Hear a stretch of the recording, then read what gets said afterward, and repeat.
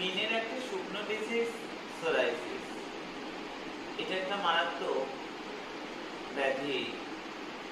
প্রচন্ড চুলকায়, চুলকাতে চুলকাতে রক্ত বেরিয়ে যায়, পাপড়ে উঠতে থাকে, কারো কারোর রসও বেরিয়ে আসে, রক্ত বেরিয়ে আসে, সারা গায়ে ছড়িয়ে পড়ে, শরীরের সর্বস্থানে হয়, মাথার স্কাল্পেও হয়।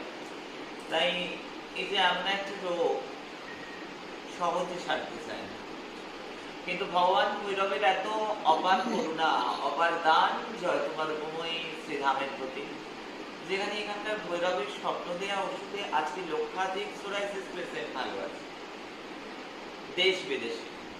কোনো টাকা কোনো পয়সা লাগে না, কারণ কোনো স্বপ্নে পাওয়া ওষুধ আমরা বিক্রি করি না। আয়োজন অর্থাৎ যেগুলো তৈরি করতে এগুলো লাগে, মানুষ এনে দিলে। আমি যে ঘরের মা, বানানো নয়, বানানো নয়, নিজের মা। তোমার বাড়িতে মাকে বাজার এনে দিতে হয়, মাকে মূল্য নেয়, কিন্তু যখন গৃহ শিক্ষক আসে তোমাকে সব অ্যাক্সেসরিজ কেনার পর, খাতা পেন পর, তিনি পড়াতে আসেন, তাকে বেতন দিতে হয়। আমাদের পারিশ্রমিক দিতে হয় না, আয়োজন এনে দিলে আমি বানিয়ে দিই।